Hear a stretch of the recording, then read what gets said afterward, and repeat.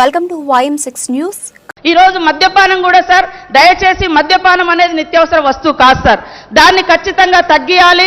ఇవాళ మద్యపానం అన్ని సమస్యలకు కూడా మూల కారణం అవుతుంది. అత్యాచారాలు జరుగుతున్నాయి.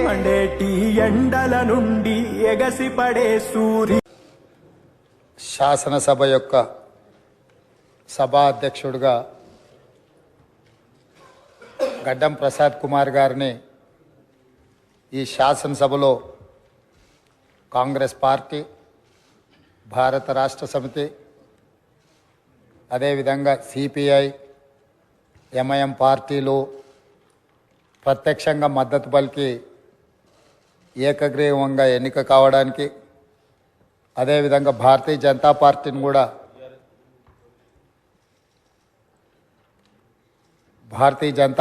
కూడా సంప్రదించడం జరిగింది. వారు కూడా పరోక్షంగా ఈ ఎన్నిక ఏకగ్రీవం కావడానికి సహకరించినరు.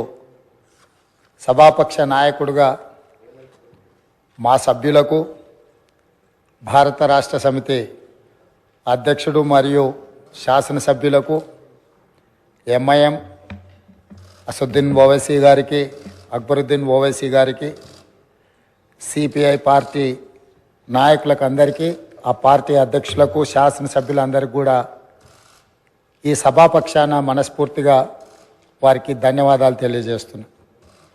ఈ సభ ఒక మంచి సాంప్రదాయానికి మొదటి రోజే మనమందరము ఒక మంచి సాంప్రదాయాన్ని ముందుకు తీసుకెళ్ళడానికి అందరూ సహకరించడం, ఈ సాంప్రదాయం భవిష్యత్తులో కూడా కొనసాగాలి. ఈ మంచి సాంప్రదాయము సభ సమన్వయంతో, అందరి సహకారంతో ఈ సమావేశాలను మనం నిర్వహించుకుంటే తెలంగాణ ప్రజల యొక్క ఆకాంక్షను, తెలంగాణ ప్రజల యొక్క ఆలోచనను ఈ సభ ద్వారా పరిష్కరించడానికి అవకాశం ఉంటుంది. అదేవిధంగా గడ్డం ప్రసాద్ కుమార్ గారు నా సొంత జిల్లా, నేను ఎక్కడి నుంచి అయితే శాసనసభ్యుడిగా ప్రాతినిధ్యం వహిస్తున్నానో ఆ ప్రాంతం వాడు. వికారాబాద్కి చరిత్రలోనే గొప్ప పేరుంది. నిజాం సర్కారు ఉన్నప్పుడు చాలా రుగ్మతలు ఉన్న వాళ్ళకి వైద్య సహాయం అందాల్సిన వివిధ రకాల ఇబ్బందులు ఉన్న వాళ్ళందరినీ కూడా వికారాబాద్ గుట్ట మీద వైద్యం చేస్తే అందరికీ ఆ రుగ్మతలు తగ్గి సమస్యలు పరిష్కారం అవుతాయని తెలుసు. ఇప్పటికి కూడా అక్కడి వాతావరణం, అక్కడి గాలి, అక్కడి నేల ఒక మంచి వైద్యానికి ఉపయోగపడే ప్రాంతం. ఆ ప్రాంతం నుంచి వచ్చిన గడ్డం ప్రసాద్ కుమార్ గారు మన 3వ శాసనసభకు స్పీకర్గా ఎన్నిక కావడం ద్వారా సమాజంలో ఉన్న ఎన్నో రుగ్మతలను, సమస్యల్ని ఈ సభలో వారి నాయకత్వాన చర్చ జరిగి పరిష్కారం అవుతుందని చెప్పి నేను స్పష్టంగా భావిస్తున్నాను, ఆశిస్తున్నాను. అదేవిధంగా వారు అతి సామాన్యమైన కుటుంబం. వెనుకబడి చిన్న వయసులోనే తండ్రిని కోల్పోయి కుటుంబ బాధ్యతను తీసుకొని 8 మంది సోదరీమణుల మధ్యలో ఒక్కడుగా చిన్న వయసులోనే కుటుంబ బాధ్యతను భుజాల మీద వేసుకొని 8 మంది ఆడపడుచులను సమన్వయం చేసుకుంటూ సమాజంలో కుటుంబం యొక్క గౌరవాన్ని నిలబెడుతూ ఏ లోటు రాకుండా సోదరీమణులందరినీ కూడా ఈ రోజుకు, ఆ రోజు నుంచి ఈ రోజు వరకు సమన్వయంతో ముందుకు తీసుకెళ్తున్నాడు. అంటే ఉమ్మడి కుటుంబం ఎలా ఉండాలి, ఉమ్మడి కుటుంబంలో కుటుంబ సభ్యులకు ఉండే సమస్యల్ని వాళ్ళు అడగక ముందే గుర్తించి పరిష్కరించడం తెలిసింది అని అంటే ఈ శాసనసభ కూడా స్పీకర్ గారి కుటుంబం. మనందరం కూడా వారి కుటుంబంలో సభ్యులం.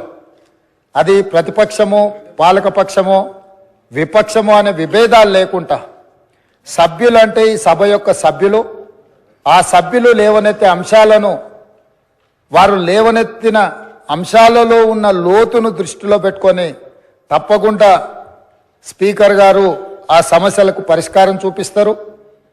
ఒక కుటుంబాన్ని, ఉమ్మడి కుటుంబాన్ని నడిపించడం, సమన్వయం చేయడం, సమాజంలో ఆ కుటుంబం యొక్క గౌరవాన్ని నిలబెట్టడం తెలిసిన వ్యక్తులు ఈ సభకు సభాధ్యక్షుడు అయిందంటే మన అందరి యొక్క హక్కులను తప్పకుండా వారు కాపాడతారు. అదేవిధంగా వారు రాజకీయ ప్రస్థానం స్థానిక సంస్థలు ఒక ఎంపీటీసీగా వారి రాజకీయ ప్రస్థానం మొదలయ్యి అక్కడి నుంచి వారు ఎంపీపీ అవ్వడం, 2008 ఉప ఎన్నికలలో శాసనసభ్యుడిగా ఎన్నికవ్వడం, 2009లో తిరిగి వారు శాసనసభ్యుడిగా ఎన్నికవ్వడం, తర్వాత వారు మంత్రిగా సేవలు అందించడం, హ్యాండ్లూమ్ వీవర్స్కి వాళ్ళకున్న లోన్లు కానీ లేకపోతే వాళ్ళ సమస్యలను పరిష్కరించడంలో క్రియాశీలక పాత్ర పోషించడము, వారు మంత్రిగా ఉన్నప్పుడు వికారాబాదును శాటిలైట్ టౌన్గా గుర్తించి కీర్తిశేషులు పెద్దలు జైపాల్ రెడ్డి గారు అర్బన్ డెవలప్మెంట్ మినిస్టర్గా ఉన్నప్పుడు ఢిల్లీకి వెళ్ళి వారితో మాట్లాడి వికారాబాద్ పట్టణాన్ని శాటిలైట్ టౌన్గా గుర్తించి 2200 కోట్ల రూపాయలు మంజూరు చేయించి అక్కడ అభివృద్ధి కార్యక్రమాలను ముందుకు తీసుకెళ్ళి ఆ రోజు వారు అక్కడి ప్రజల యొక్క సేవలో వారు ముందున్నారు. అదేవిధంగా అక్కడ మెడికల్ కాలేజ్ కావాలని వారే ఆ రోజు ఆ ప్రతిపాదన తీసుకొచ్చి ఈరోజు మెడికల్ కాలేజ్ మంజూరు అయింది. ఇంకా స్టాఫ్ ఇతర అంశాలు కూడా కొన్ని ఉన్నాయి. వారే అక్కడి నుంచి ఆదేశాలు ఇచ్చి తప్పకుండా ఆ సమస్యను పరిష్కరించడమే కాకుండా అప్పా జంక్షన్ నుంచి వికారాబాద్ మన్నగూడ చౌరస్తా వరకు రోడ్ వైడనింగ్ విషయంలో కానీ వీట్లల్లో కూడా వారు ప్రత్యేకమైన చొరవ చూపించి ప్రాంతం యొక్క అభివృద్ధిని వారు ఎప్పుడూ మర్చిపోకుండా వారు ఎన్నికలలో గెలిచిన ఒకవేళ ఫలితాలు వారికి అనుకూలంగా రాకపోయినా వారెప్పుడు కూడా ప్రజలకు దూరంగా ఉండలేదు. కాబట్టి ఈరోజు గడ్డం ప్రసాద్ కుమార్ గారు లాంటి వ్యక్తులు సునిశ్చిత దృష్టితో, సమస్యల అవగాహనతో, సభ్యుల సమన్వయంతో ఈ శాసనసభను వారి నాయకత్వంలో మనందరం ఒక ఆదర్శవంతమైన శాసనసభగా నడిపించడానికి వారి పూర్తిగా మన అందరికీ దశ దిశ నిర్దేశిస్తారు. వారిని మనస్ఫూర్తిగా ఎంపీటీసీ నుంచి శాసనసభాపతిగా ఈరోజు బాధ్యతలు నిర్వహించే వరకు వారి యొక్క రాజకీయ ఎదుగుదల కావచ్చు, ప్రజా సమస్యల పరిష్కారంలో కావచ్చు, వారి యొక్క కృషిని అభినందిస్తూ నేను ఏ ప్రాంతం నుంచి అయితే శాసనసభ్యుడిగా ఎన్నికైనానో మా ప్రాంతానికి సంబంధించిన శాసనసభ్యులే ఆ ప్రాంత నివాసే వికారాబాద్ జిల్లా ఒకప్పుడు డాక్టర్ మర్రి చెన్నారెడ్డి గారు ఆ ప్రాంతం నుంచి వచ్చి దేశ రాజకీయాలలోనే అత్యంత క్రియాశీలక పాత్ర పోషించారు. ఆ ప్రాంతం నుంచి వచ్చిన గడ్డం ప్రసాద్ కుమార్ గారు ఈ సభ అధ్యక్షుడిగా ఎన్నికవ్వడం, ఈ ఎన్నికవ్వడానికి సహకరించిన మిత్రపక్షాలన్నిటినీ ప్రతిపక్షాలన్నిటిని కూడా మరొకసారి అభినందిస్తూ మనస్ఫూర్తిగా వారికి అభినందనలు తెలియజేస్తూ ఈ సభలో సభ్యుల యొక్క అందరి హక్కులను వారు కాపాడతారనే నమ్మకంతో వారి అభినందిస్తున్నాను. వారి నాయకత్వంలో మేమందరం కూడా రాష్ట్రానికి మేలు జరిగే విధంగా కార్యక్రమాలు తీసుకుంటామని తెలియజేస్తూ సెలవు తీసుకుంటున్నాను. ఈరోజు మద్యపానం కూడా సార్, దయచేసి మద్యపానం అనేది నిత్యావసర వస్తువు కాదు సార్. దాన్ని ఖచ్చితంగా తగ్గియాలి. ఇవాళ మద్యపానం అన్ని సమస్యలకు కూడా మూల కారణం అవుతుంది. అత్యాచారాలు జరుగుతున్నాయి, హత్యలు జరుగుతున్నాయి. ఇంతకుముందు మనం ఊర్లలో పోదామంటే నైట్ టైం కొద్దిగా భయం ఉండేది సార్. ఇప్పుడు డే టైంలో కూడా ఎప్పుడు పడితే అప్పుడు అందుబాటులో ఉంటే తాగుతున్నారు. దయచేసి నేను అసెంబ్లీ ద్వారా ఒకటే కోరుతున్నా ముఖ్యమంత్రి గారిని, మహిళల జీవితాలు బాగుండాలన్నా, కుటుంబాలు ఆర్థికంగా ఉండాలన్నా కనీసం ఆ షాపుల వేలలు తగ్గించండి సార్. 5 to 10 ఈవినింగ్ 5 to 10 పెట్టండి సార్. అది నిత్యావసర వస్తువు కాదు. ఎప్పుడు మీరందరూ మనం అందరం పెళ్లిళ్ళ కాడ, పేరెంటల కాడ లేదా ఊళ్ళలో పోతే పని చేసుకోవాల్సిన వాడు దుకాణాల కాడ పోయి ఉంటున్నాడు.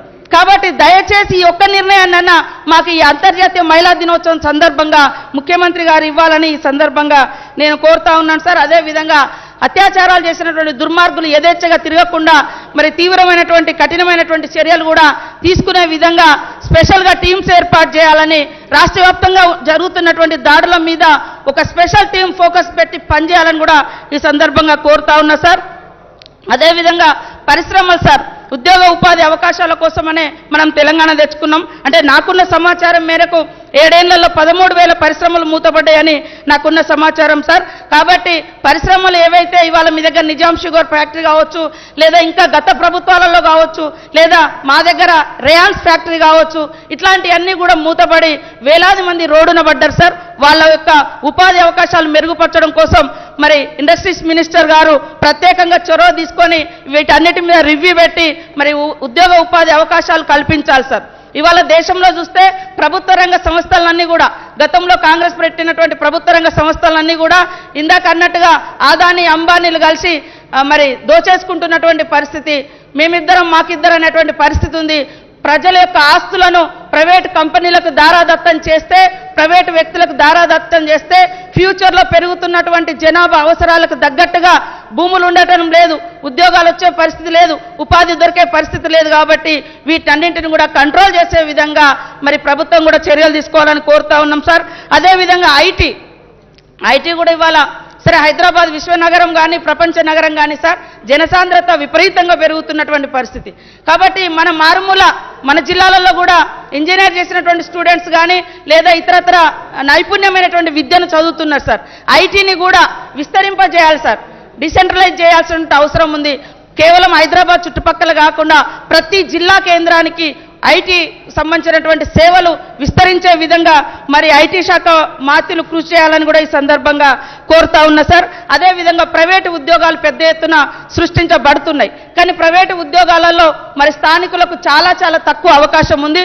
మనం తెచ్చుకున్నదే నియామకాల కోసం. కాబట్టి మన యొక్క యువతకు ఉద్యోగ ఉపాధి అవకాశాలు కల్పించాలంటే ఖచ్చితంగా ఏ ఫ్యాక్టరీ వచ్చినా, ఏ పరిశ్రమ వచ్చినా, ఏ ఐటీ రంగం వచ్చినా దాంట్లో 95% ఉద్యోగ అవకాశాలు కల్పించాలని, స్థానికులకు ఉద్యోగ అవకాశాలు కల్పించాలని కోరుతా ఉన్నాం సార్. అదేవిధంగా ఐటీ సెక్టార్లో పెద్ద ఎత్తున భూములు కూడా మరి వివిధ పారిశ్రామికవేత్తలకు అందిస్తూ ఉన్నారు సార్. దాన్ని ఏ ప్రాతిపదికన ఎట్లా ఇస్తారనేది మాకు తెలియదు సార్. కాబట్టి ఎస్సీ ఎస్టీ బీసీలకు కూడా మైనార్టీలకు కూడా మరి వాళ్ళకు కూడా ఎంత % ఈ పరిశ్రమలను నెలకొల్పడానికి రాష్ట్ర ప్రభుత్వము సపోర్ట్ చేస్తుందనేటువంటి విషయాన్ని కూడా తెలియజేయాల్సినటువంటి అవసరం ఉంది, మాకు కూడా తెలుసుకోవాలనేటువంటి అవసరం ఉంది సార్. అదేవిధంగా సమాచారానికి సంబంధించి చూస్తే మరి ఇవాళ తెలంగాణ భావాన్ని విస్తృతంగా వ్యాప్తి చేసింది జర్నలిస్టులు సార్, మీడియా సార్. ఆ జర్నలిస్టులు కూడా చాలామందికి మనము డబుల్ బెడ్రూమ్లు ఇస్తామని కూడా ముఖ్యమంత్రి గారు హామీ ఇచ్చిన్నారు. డబుల్ బెడ్రూమ్లు కానీ ఇండ్లు కానీ కొంతమందికి ఇంకా అంటే ఏదైతే హెల్త్ కార్డ్స్ ఉన్నాయో అవి కూడా సక్రమంగా పనిచేయడం లేదు, రిజెక్ట్ అవుతున్నాయి ప్రైవేట్ హాస్పిటల్స్లలో. వాటిని కూడా మానిటరింగ్ చేయాలని ఈ సందర్భంగా నేను కోరుతా ఉన్నా సార్.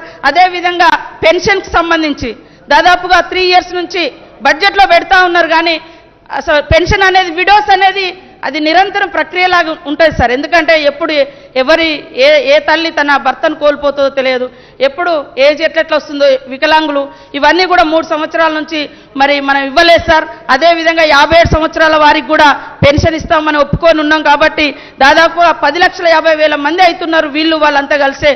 కాబట్టి కనీసము మరి ఈ పెన్షన్ విధానాన్ని మరి సైటు క్లోజ్ చేయడం కాకుండా అది ఎప్పటికప్పుడు ఇచ్చే విధంగా 2 నెలలకోసారి 3 నెలలకోసారైనా దరఖాస్తులు తీసుకొని ఇచ్చే విధంగా చర్యలు చేపట్టాలి సార్. వికలాంగులకు సంబంధించి కూడా వాళ్ళ గతంలో పెన్షన్ తీసుకున్నా ఇప్పుడు సదరన్ క్యాంపులకు అటెండ్ కాలేదని అట్లా చాలా మంది రిజెక్ట్ అయినటువంటి పరిస్థితి.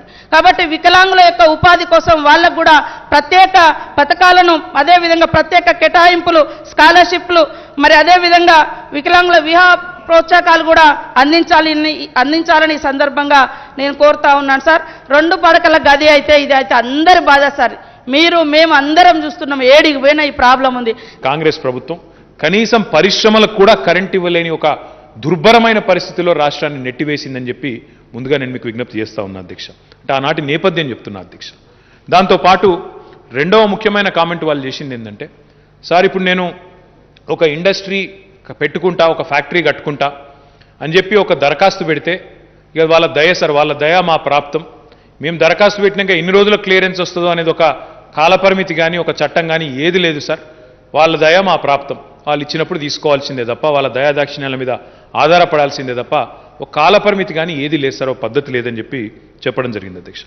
చెప్పిన తర్వాత గౌరవ ముఖ్యమంత్రి గారు వెంటనే పరిశ్రమల శాఖ కార్యదర్శిని పిలిచి, అదేవిధంగా తన ఆఫీస్లోని ఇతర అధికారులందరినీ కూడా పిలిచి, ప్రపంచంలోనే అత్యుత్తమమైన పారిశ్రామిక విధానం ఎక్కడున్నది, అమెరికాలో ఉన్నదా, సింగపూర్లో ఉన్నదా, ఇంకొకడు ఉన్నదా, వెంటనే మీరు అధ్యయనం చేయండి, చేసి వాటన్నింటిలోని మంచిని ఒక దగ్గర చేర్చి క్రోడీకరించి మన రాష్ట్రం యొక్క, కొత్త రాష్ట్రం యొక్క పారిశ్రామిక విధానాన్ని మీరు రూపొందించండి అని చెప్పి స్పష్టమైన ఆదేశం ఇవ్వడం జరిగింది.